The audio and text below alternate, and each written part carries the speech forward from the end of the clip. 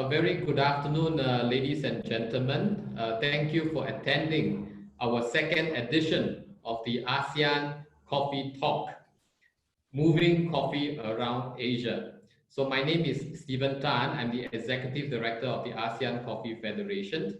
So before we invite our President of the ASEAN Coffee Federation, Mr. Victor Ma, to give a welcome address, I would just like to inform everyone on some administration brief. Number one, this particular webinar will be recorded, for future referencing. And at the same time, the attendees are free to use the Q&A button, to ask any questions that you have to us, and we will try our best to address this question during the panel discussion. So without further ado, I would like to now invite our president, Mr. Victor Ma, to give a short welcome address. Mr. Ma, please. Thank you, Stephen. Good morning to those who are tuning in from Europe. Good afternoon to all of us in Asia. And good evening to our friends who might be tuning in or zooming in from Australia. I'd like to welcome all of you to this session. My name is Victor Ma. I'm president of the ASEAN Coffee Federation as well as the Singapore Coffee Association. I've been in the coffee industry for about 40 years. So that counts me as an old age pensioner. I've worked through all sectors of the coffee industry. I'd like to introduce our very special panelist today, Tim Scherer, who's head of procurement of Starbucks. He also looks after the green coffee trading side, as well as looking after the Starbucks Cafe Practice and Farmer Support Center. I think Tim, we've missed each other a couple of times up in Yunnan. But Tim is very familiar with this region, especially Indonesia, Vietnam, and all the other regions where Starbucks has sourced coffee from. Our next panelist I'd like to introduce you to is Pak Adi Haryono, who is Director of Kapal Api, as well as the Vice President of SCAI, the Specialty Coffee Association of Indonesia. As you all might know or might not know, Kapal Api is the biggest coffee roaster in Indonesia. And that's, really quite a big thing to come up to do. As you know, Indonesia is a huge archipelago, and to do that supply chain is quite something. Our next panelist is Milan. Milan is head of marketing for Olam for Asia Pacific and the Middle East. Milan is quite a well-known veteran. He's been based in Singapore for many, many years, and we've known each other for a very long time. Milan, welcome. The next panelist is Chris Liao, who's head of sales for Asia Pacific for Ikrom Agri. He is also a board member of the Singapore Coffee Association. And then we also have Fadi Afindi, who is the head of specialty coffee at Bero Coffee. Bero Coffee has been in Singapore for many, many, many years, and it's a well-known coffee company in this region. Last but not least, our host for this session, Pachita Juan, a very well-known lady in the Asia Pacific region. She is the chairman and president of Philippine Coffee Board, and is also a very well-known sustainable supporter. She runs a setup called the Eco Store, which provides a source of income to a lot of low-income small farmers and artisanal products. And Chit is also very involved in women in coffee in the world, particularly in ASEAN. She always heads our ASEAN Coffee Federation section. So without much ado, I'll hand it over to Chit to get the session going. Thank you, Chit. Thank you. Good afternoon, good evening, and good day. Thank you, Victor. Right. And so we really thought about doing something that's very relevant to everyone because of the pandemic. And we know that one of the things that should perk us up is now also slowing down everything because of the closure of restaurants, etc.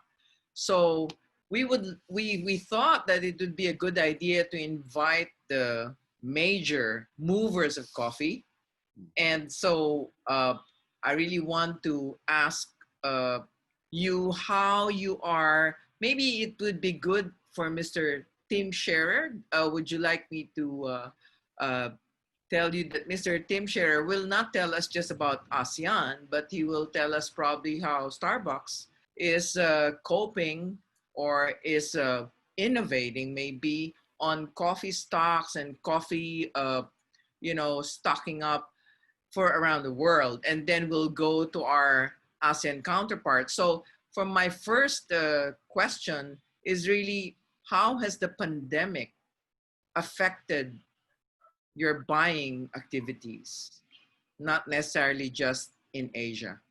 Mr. Tim, would you like to start with that? Yeah, sure, I can start with that. But let me first start with saying thank you for having me on this panel. This is the first time for me, so I'm extremely excited. I'm honored to be part of this panel. And yes, Victor, we have missed each other a few times in Yunnan. I hope we can actually have that meeting rather sooner than later. So to your question, Pachita, we're not really movers of coffee. I think we would be considered users of coffee, right? And with that, we don't really have the opportunity to move stocks around once they are in the port of destination. What has happened to us as an end user of coffee is obviously that the pandemic has hit us in different parts of the world at very different times. So if you look into how the pandemic has evolved over the world, basically starting out in Asia, we saw the first hiccups or problems on our inventory side occurring in Asia. As you know, we are a store-based company, so if stores are closing down, a lot of the coffee that we had destined to be used in those origins will have to be stored for a longer time than initially anticipated, right? We run, I think, contrary to a lot of other roasters around the world, we're not a just-in-time roaster. So our inventory is not located in origin countries. It is rather located in consuming countries. So we have a relatively comfortable position of coffee everywhere on the world, which in times of shortage of coffee is obviously a big opportunity and a big advantage. In times of lower than expected demand, it increases our on-hand inventory quite considerably. So we had that in Asia. And then as the pandemic shifted across the world, we had a very similar situation in Europe. Now, I think Europe has been very, very particular because Europe was completely shut down. We had to shut down everything. Whereas in Asia, throughout the pandemic, we still had quite a big amount of stores open throughout the time.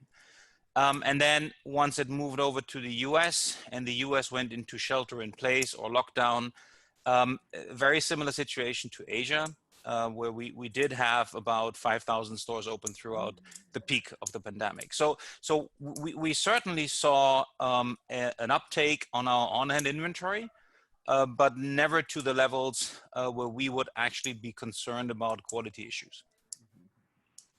Thank you, Tim. So now I'd like to ask the biggest roaster. Well, Victor's description should be right. Mr. Kapalapi, Mr. Adi, how has this affected? Oh, Adi dropped out. He should be back. I should tip him to turn off his video. But maybe we can proceed and go to the other panelists like Mr. Milan of Olam. How has this pandemic affected your activities in Olam Coffee? Yeah, so good day, everybody, and to all the participants. I hope you and your family are also well. Thank you for inviting to this seminar. Pachita, for your question in terms of movement of coffee stocks in and around Asia, the good thing which happened in the origin was that for the Asian origins like Indonesia and Vietnam, it did not affect them too much. And in fact, in the case of Vietnam, they were very proactive in managing the COVID situation, and because of which there was hardly any interruption. However, if we talk about the markets from the markets angle, also Asian markets were relatively not as affected. And stocks were a problem mainly from the Central American countries like Peru and Colombia, which wherein we see even today that there have been delays in shipment out of these the CAA countries, if you can call them. And Brazil has handled quite well in spite of the coronavirus spreading there and the cases increasing. But in terms of the shipments, etc., they have been fairly well. So overall, we haven't seen any major disruption which has happened. But yes, we have seen delays from the Central American countries, which continue to be so.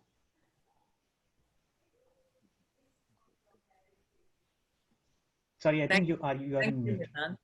Yes. So we'll get back to the other panelists as we move along, but maybe it's good to get the global, and now we're talking about Central America, and maybe Chris and the others can give us an Asian perspective. How about you, Chris? I think in Asia, I think the only country that we face with problem is from India so far, like what Milan had mentioned earlier on. For Southeast Asia, we don't see any problems at all, at least until current situation. The only problems that we face because of the India total lockdown, we see a lot of coffee can't move in as well as can't moving out from there. The situation have now improved, but hopefully things will start to open up more for them to be able to export the coffee out from India. This is what we face so far from our sister company. We note the India situation of the total lockdown. And Mr. Adi, you're back. Yes. Later, if you break up, just take off your video for a bit.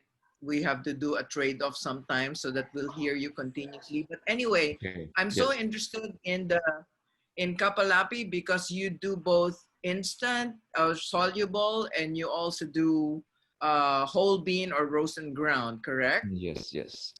So how has the pandemic affected both your domestic and your exports? Okay, what we see is we have for the business in Indonesia, we do the roast and ground and the instant, as you mentioned. We noticed that actually that during the pandemic, business has some limitations. We are quite lucky that we manage our own distribution domestically.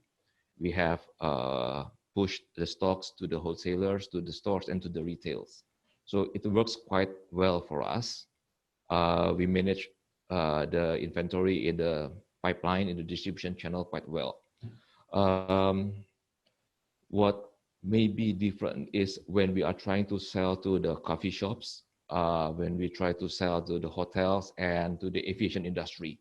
Those three segments were suffering in Indonesia, probably some similar to all the regions in the world.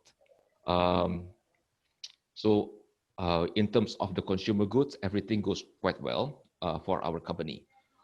For the green bean, what we notice as well, Indonesia is at the moment is at the harvesting season. So we notice that the stocks are moving in. It comes to our buying stations, to our plantation as well. We will have our harvesting starting at the end of the June for our plantation in Silabus, but it has already started. And it's doing quite well. I would say the crop in Indonesia this year will be quite good. Oh, that's good to know. So there is no social distancing when they harvest coffee? I think they should be. I hope they do. Otherwise, we will have another problem. I know, yeah. So before we go back to Adi and the rest, Mr. Effendi of Barrow, would you like to tell us how Barrow has been coping with the pandemic? Well, basically, speaking from the perspective of small to medium-sized coffee roasters, it has a balance, meaning that yes, we were facing some delays of coffee from origin, but at the same time, small to medium roasters around the region had to lower their production or stop their roasting due to lockdowns, the movement control orders, like for Singapore, the circuit breakers. So from a roaster's perspective, they will not feel the pinch of any supply disruption.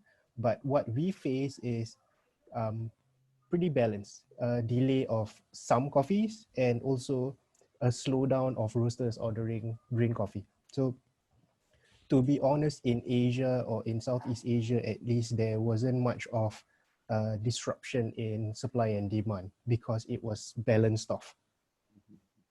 So which brings me to the next question. If there is no disruption, then we might find ourselves with a lot of stocks of coffee. That may, Adi, you're smiling, huh? That may, that may push prices down, you think? Or is it something that is not worrying you at all? I mean, is this good for Starbucks, let's say, to promote ASEAN origins to help us in this side of the world? Tim, I don't want to put you in the spot, but it's almost like... Yeah, you did already, so that's okay. Look, I think, again, not just specifically about Asia Pacific, but I think from a global perspective, the verdict on demand is still out there. It hasn't been completely, at least in our opinion, completely defined if this pandemic has decreased, increased demand, or if it has kept stable. What is clear over the last 2 months and into the third month of the pandemic, let's say, that there has been a significant increase around the world in CPG, meaning the supermarket, the takeoff in the supermarkets, because that was the only place around the world that was continuously open. Where people could get their coffee for in-home consumption. So what we've certainly seen is an increase in the in-home consumption to the detriment of the out-of-home consumption, so the cafes around the world. But as the world goes back into a slightly different situation and environment, and I know a lot of people call it the new normal, let's call it maybe a different normal, but something that resembles what we had before, you do see people going back out, and in some parts of the world. I'm not an expert in Asia. I can only tell you that our stores around the Asian region are open. In some cases, back up to almost 100% of the pre-COVID. So there is certainly an appetite for people to go out and consume coffee outside of their homes, to which they have been confined so far. So does that mean that the gain we had in in-home consumption will be pushed back into the out-of-home consumption? I don't know. Certainly what also needs to be taken into consideration is that a lot of people did or were hoarding coffee. So because you never knew whether you could, I mean, whether there would be anything around, whether you could go out or not. So there was an inflation, I think, of purchases in that supermarket segment that will now be, we taken off over the next few weeks. So for me, it's not very clear what demand will look like at the end of the year. So will that result into lower prices or higher prices? At the same time, I think the coffee market isn't really just a function of supply and demand. As we all know, there are many other forces that have an influence, and I think we just need to make sure that we monitor very clear where international fund money is being positioned these days. Yep. And whether they see coffee or the coffee market as a valuable asset or investment. So I wish I could say that I think that prices will go up, but I'm a little uncertain about the future. of coffee prices. Thank you, Tim. But I must commend you that in the Philippines, where you have a lot of stores, they have started to implement some protocols that people have so appreciated. It's so professionally done that you're right. You might just bring back that same kind of volume, albeit in a different fashion, like probably more to take home Yes. but definitely the coffee habit is something that's really very hard to break. So, and do you see an uptick also in the retail bean sector just yet? You mean, your oh, for stores? us? Oh no, yes, of course. I mean, we had through our alliance with Nestle and their ability to distribute throughout supermarkets around the world, it was an amazingly successful time for us in the supermarkets with the products that we had. I see. And I see Adi also nodding because in the supermarkets you have your Victor, did you want to add something? Please feel free. Yeah. If you don't mind, Chit, I just wanted to add on what Tim is saying and what Adi is probably concurring about the high volume which is now taking place in the supermarkets. But what I'm noticing here in Singapore, and I maybe in the other ASEAN countries too, I'm not too sure about that, is that the sales of capsule coffee in the supermarket seems to have gone on a very high and fast trajectory upwards. Yeah, but strangely enough, you know, looking at all the supermarkets, the only brand which is out there with capsules seems to be Starbucks by Nestle. So, and I can tell you, it moves pretty fast, because sometimes when I get down there and I want to buy a certain origin, it's sold out. You know, so that's the thing there. And as you say about price factors, we really don't know. There are just too many other players coming into the scene, which has always been the case for commodities anyway. You know, the funds, the hedge funds, all the other types of funds there. And of course, currency is a major factor, which is, you know, a big thing. Yeah. Yes. Okay. Yes. Thanks, Chit. Adi? Thank you for that, Victor. And I think that with supermarkets being the ones open all the time and never were disrupted. So I think you guys think we should not worry about anything? Does anybody feel differently that maybe you will see a downtrend in demand, given that maybe logistics will be a problem, or only supermarkets and roasters will be stopping? Do you have any other views on that? Adi, would you like to? Please feel free to just raise your hand or give me a signal. Adi, how's the instant coffee coming along in the supermarkets? No, yes. I think everybody knows how the Korean did very well with the instant coffee. The dalgona, it sweeps everybody in Asia, I think. Yeah. Another channel which I think has changed in Indonesia is, I think probably some later on in other parts of the world, is how the online sales and online sales have picked up. And I think in terms of the FMCG and in the consumers, I think that will be something new for us to look at.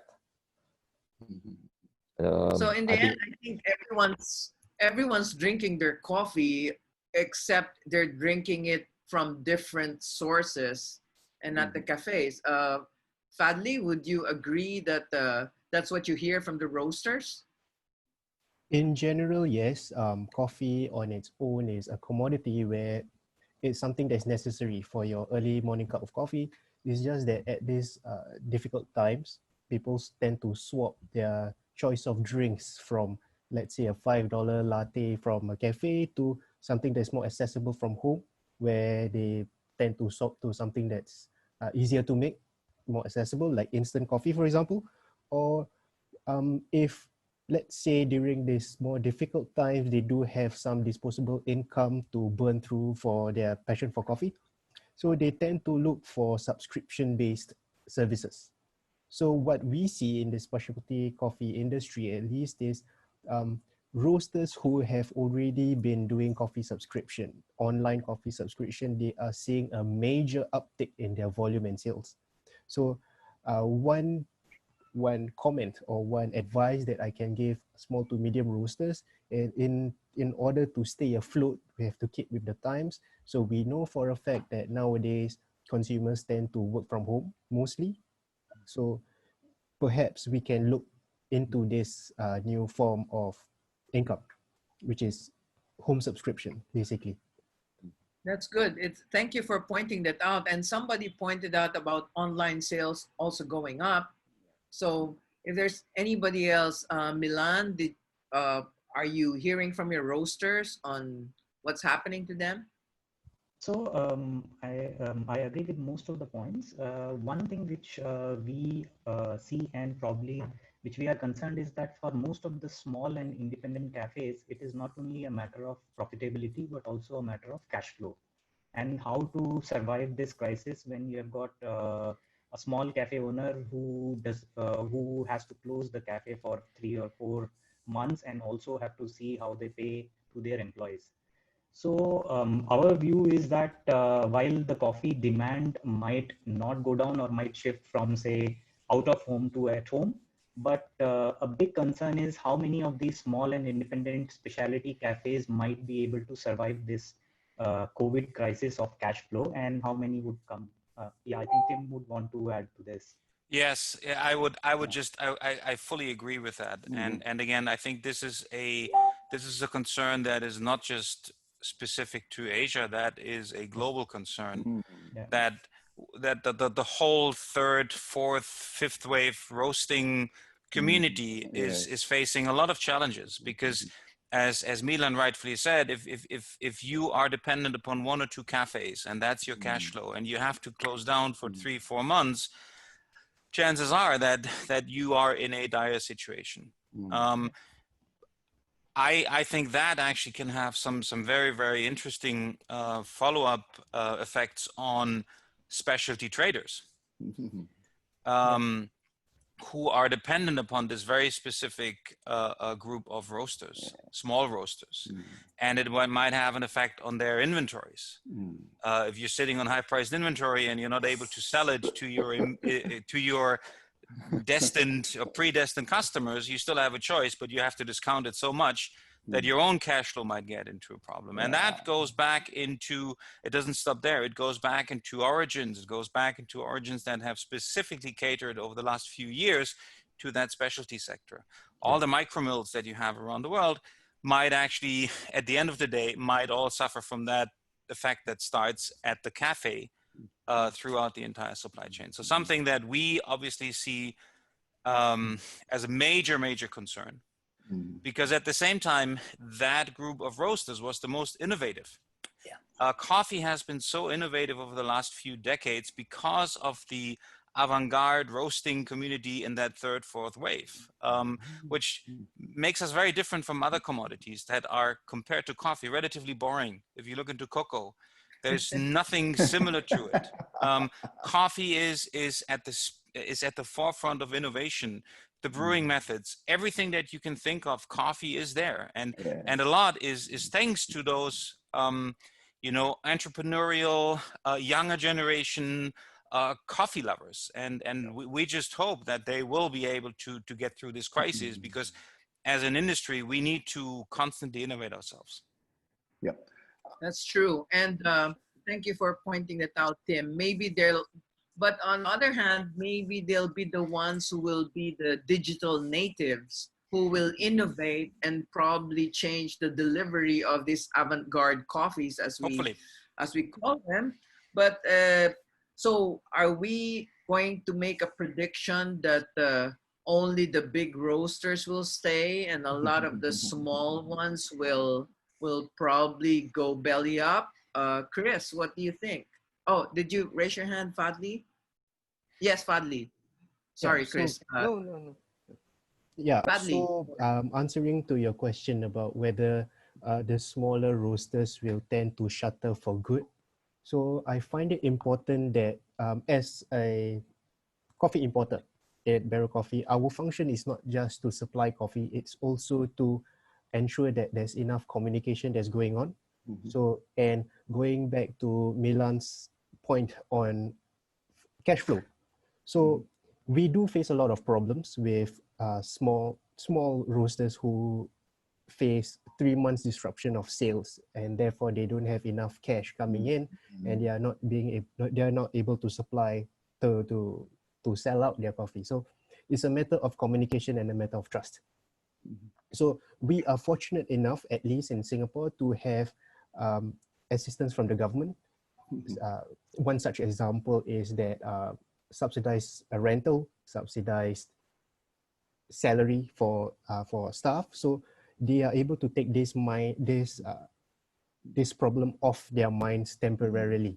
So while this assistance is still ongoing, it is up to us to communicate with them to have the best solution for everyone in the chain.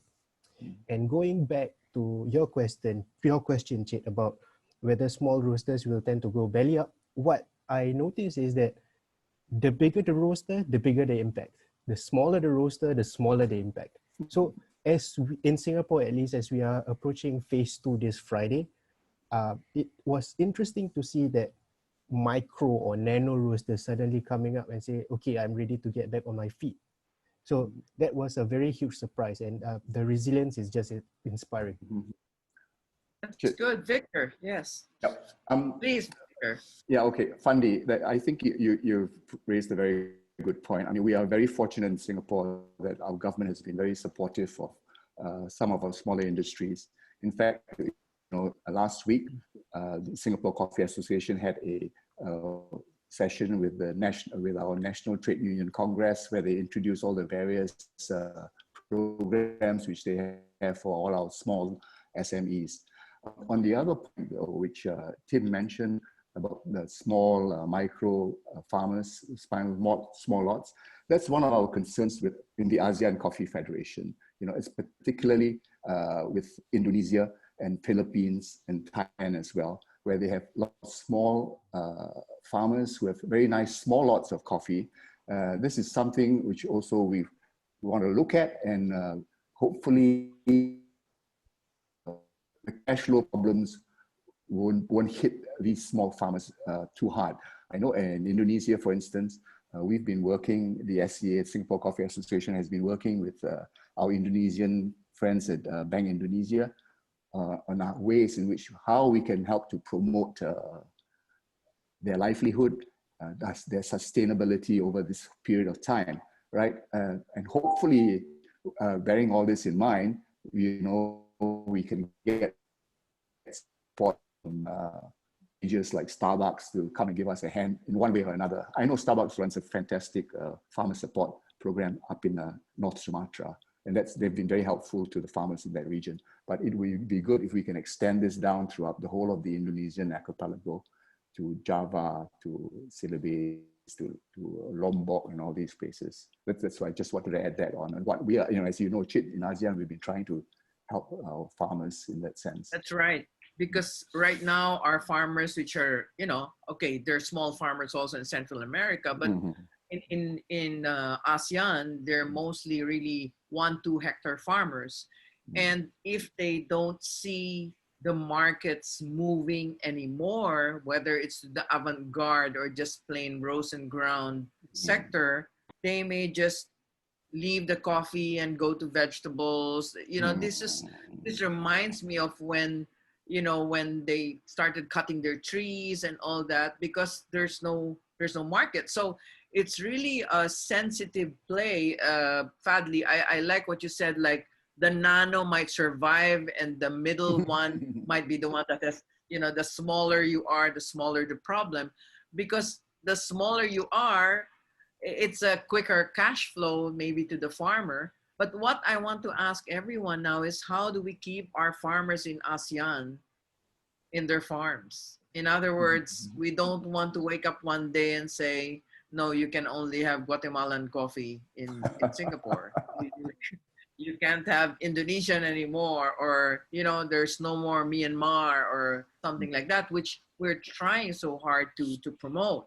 So, it's open for everyone to jump in on how we can inspire our farmers to stay in the farms and just hold the line, so to speak. Does anybody want to come in? Chris, you want to?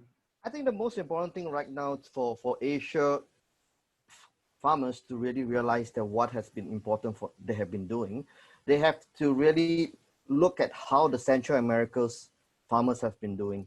Like for example, Costa Rica, Nicaragua, which they are neighbors for each other. They have been very innovative that they are selling as a whole micro lots. You know, so they are learning from each other's on how they can do a better job from each other. So this is how our Asia farmers have to be innovative. They must be willing to share. Like for example, as everybody knows, Sumatra is one of the first micro lots seller in Asia. So it would be good if Indonesia farmers are willing to guide the rest of the people within Asia to do a better job. Then I think that would be a good chance for us to market as the whole ASEAN micro lots coffee. You know what we have been doing. For example, what Singapore Coffee Association have been doing, that we have been doing our auction. I think that really bring up us to another level of promoting ASEAN coffee. And if you have some time, gentlemen, can you look also at the Q&A if you want to answer, because there is a question from Stefan Passeri that's saying they have rediscovered the interest, including money saving in doing coffee at home. And that's good for everyone. Okay, main problem remains is which coffee to buy, how to prepare the coffee online workshops and regional pages could touch new consumers and build local coffee's visibility. Yeah, I thank him for that comment. I think, you know, in the Philippines, we're selling a lot of home brewing equipment. There's a lot of movement, and there even is a new coffee group on Facebook that was just done during COVID, and there's like 5,000 members. I mean, people want to talk since they can't go to all the cafes. They want to talk to someone about coffee. It's like geeking over coffee or golf. You know, you have to find someone who speaks the same language. So there's been a lot of interest in brewing equipment and even micro home roasting equipment. So that should be good for everybody who's trading coffee. So some of the questions we have in the Q&A also talk about, do you see that there will be effects on the specialty and commodity, which we've taken that up? And what else do I see here so far? So there was another question, but it disappeared. Anyway, so we have touched on what to tell our farmers, that just hold the line, keep the quality. That's what you're saying, Chris, right? Yes. Like, don't let it slip, because there's always a nano roaster who might be interested in your nano lot. Okay, thank you. I think, can I just add something? Yeah, sure, okay. Sure. I think quality is one aspect, but I also believe that in order to survive in the coffee world, farmers increasingly need to think about their own cost of production, productivity, while maintaining quality and hopefully in a very environmental friendly way. I think all of those things together are an added value for any farmer around the world to be sustainable, to be productive, and to produce high quality. So for me, it's kind of a rounder, more holistic picture that I would recommend farmers to go in, because if you look into productivity per hectare in some places around the world, there is certainly room for improvement. Now, specifically China and Vietnam are very, very, very good in terms of productivity per hectare. But if you look into North Sumatra, for example, then there is certainly a lot of room for improvement on the productivity per hectare. So I think for the industry as a whole, we need to continue, and this has to be, in my opinion, has to be pre-competitive we need to continue to support and train farmers around the world. They can't do that on their own. Yeah, cannot. They need support. They need agricultural support. They might not need financial support from us, but what they do need is farmer training. I think that's the key for a successful future for farming. Thank you, Tim. And may I ask if we can quote you on that, so we can ask our own Department of Agriculture to say that that's what's needed, you know? Yes, no, yeah, absolutely. I think it is if you look into the supply chain of coffee, the farmers in most countries are the most vulnerable population of it. But at the end of the day, we depend on them in order to be able to serve and sell this fabulous and fascinating product. Yes. So if we don't support at the root, like a tree, if you don't support the root, it will never grow. So I kind of compare that to our business. The farmers are the root, the basis for everything. If we don't help them, get into the next century, help them to educate them to become better farmers through techniques, through precision agronomy, through sustainable ways of producing, we will have an issue in the future on overall supply. Yeah. And that will result in I think very volatile and incredibly unpredictable price movements. That's right. So what do we recommend? Okay, the trainings by government, and not just government. I think the entire industry is. That's right. That's right. Yes, Victor. Yeah. Can I just say a few words here? I see this, Tim, you're talking about, or maybe it's not just, it's the whole industry supporting, but I've noticed this movement now coming on in Indonesia, where the government and their bank BNI have come up with supporting programs for farmer training and for, to teach them all about new techniques and marketing and, all these things. But as you say, we need the whole industry. So we'll be very, very happy to have your knowledge, Milan, Chris, Adi as well, and Fadli. If you can all come and support this, I think the ASEAN farmers would stand a very good chance of not only surviving, but increasing their productivity as well as their income. Yeah, Adi? thank you. I'm sure. Yes, Adi, please. Okay, I think to support what Victor was saying, in Indonesia, I noticed that the government is also helping out with how to open the new markets for these coffee beans. And we have seen that the effort, I think, paid off in the first 2 weeks in June, when the market is starting to move and people will starting to get order and start to ship out. I think this is the work between the government and the coffee associations all together, how to open, to find a new market for all the products. Also about how the farmers will be able to survive when there are a lot of demand, a lot of supplies. What we notice is the differentiation of the product. I think coffee is really a creative product. And we have seen new estates growing up this year. So like in the West Java, you will tend to find new ways of processing the beans. And this helps to demonstrate new flavors and new stories. So I think this is another part how the creativity will help to differentiate the productions, all the products. And what I noticed as well, this is probably interesting globally.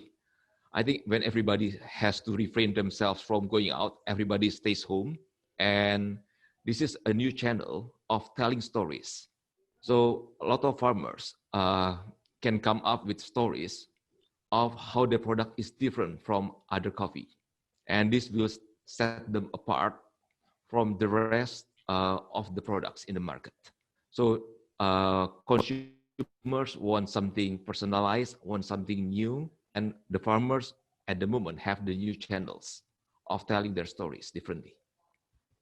That's right. And with more Very people good, just yeah. staying home, they have all the time to listen, to read, to watch a farmer story. I see a lot of videos on YouTube, and now it's a free world. You can upload anything, tell your story. So we must tell that to the farmers. Are there any other suggestions from the other panelists? There are more questions. They're asking how we can predict the price of coffee. They will shift to another product. They need help with primary sources of income. We're going to keep all these questions. I just want to tell all the attendees, and then we have questions. You can take a look at it also in your Q&A box. Somebody wants to ask about logistics. If instead of a 50-kilo bag, you put it into a 1-ton jumbo bag. Wow, that's really big. Okay, so there are a lot of suggestions, and a lot of people. There was somebody from Sabah who said she's willing to work with the ASEAN Coffee Federation. So I think, Victor, we have even more interesting work ahead of us. But really, thank you for all your nice comments. So would you say, and I'm throwing this to everyone, would you say that the romance of origin will be increased, or will it be diminished? Because if farmers don't tell their story, as Adi was saying, they're just one bean in that sack.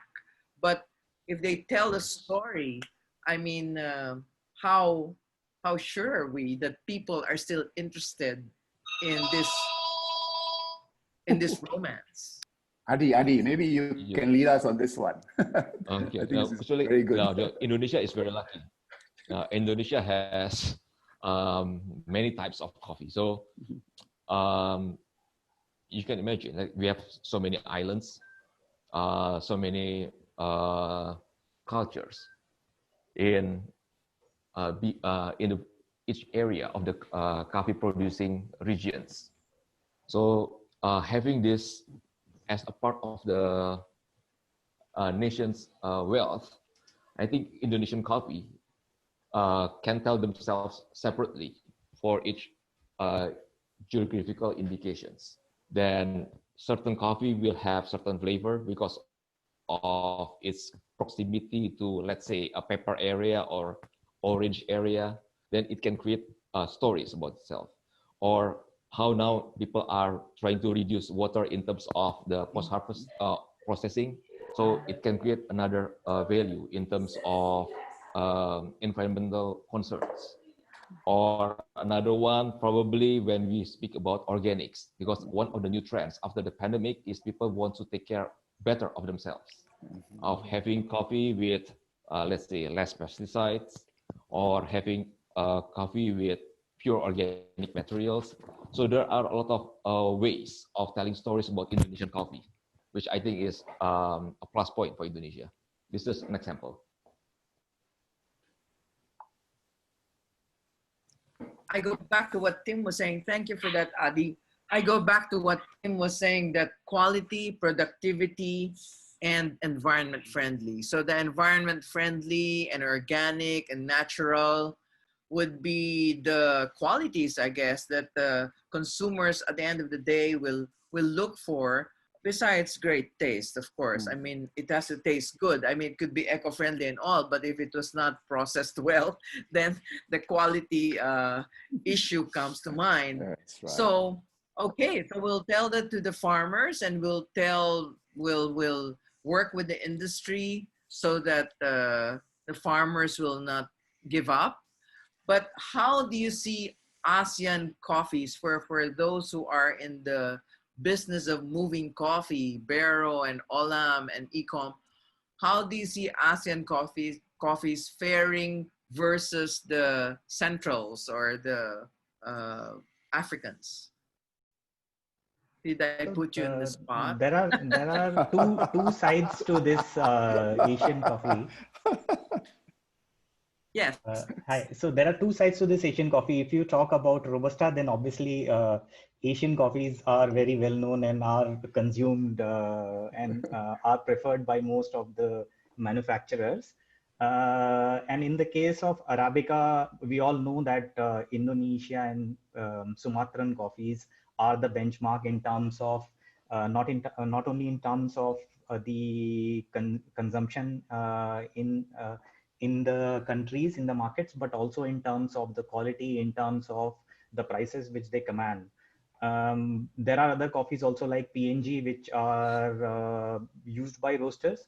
However, the other Asian coffees which are upcoming, like say Vietnam Arabica or Chinese Arabica, they are still considered to be as commercial coffees, more than specialty.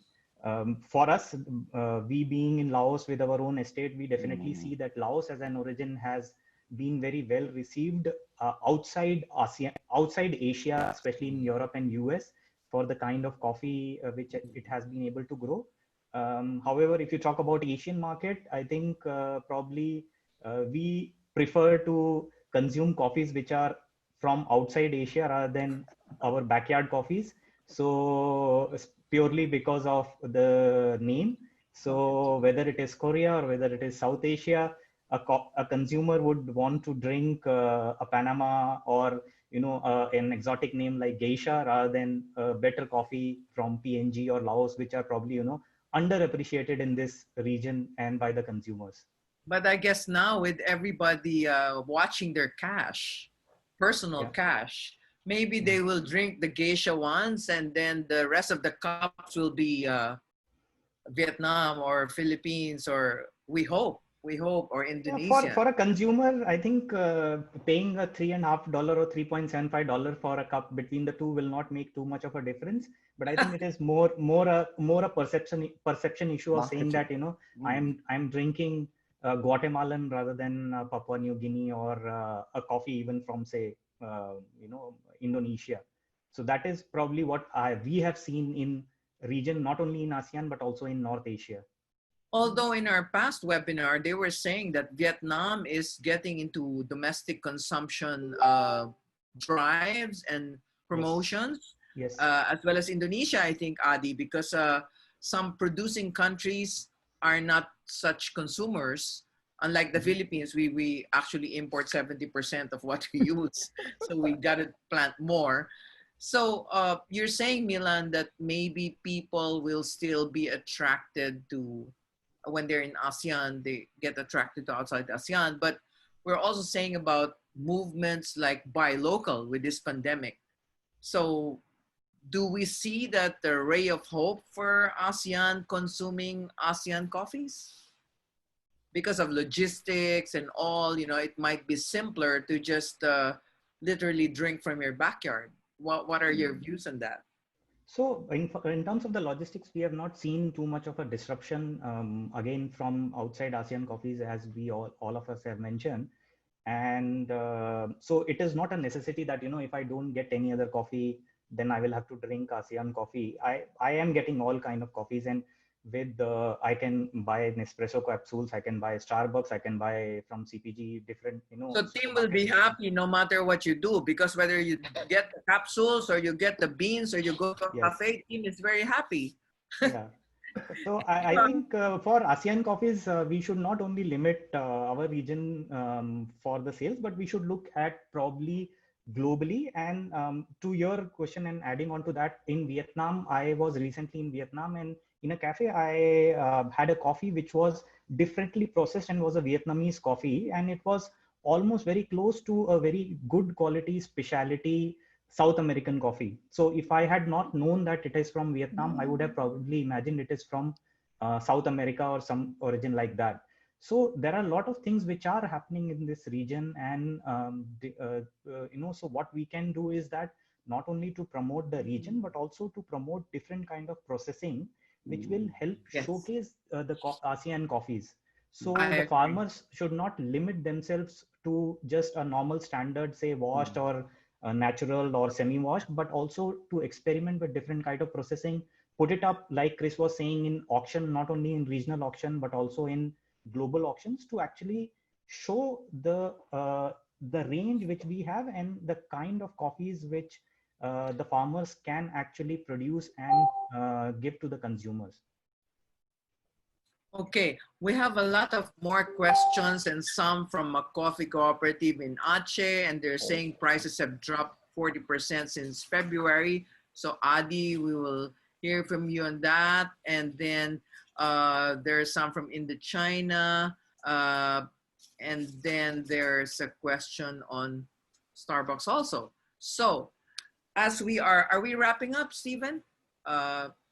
Stephen, are we wrapping up? Because I want Tim to, Tim, you've come from so far away and you're the one who's up earliest. So, And I didn't even travel, right? I didn't even travel. It's like your background. So, you know, Lausanne is a nice place. So It is. It is. would you like to tell us what your last points are for our farmers to hold in line, quality, etc.?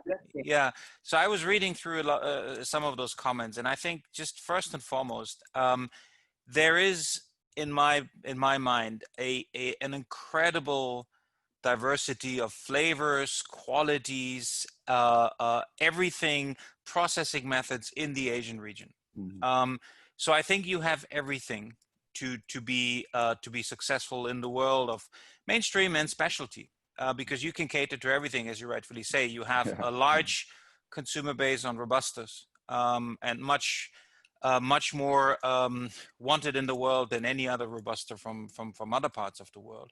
But you also have this incredible variety of what I would call high specialty coffees, that are, at least within Starbucks, some of them are certainly our customers' favors. So if you think about our Sumatra, that is the biggest selling single origin we have.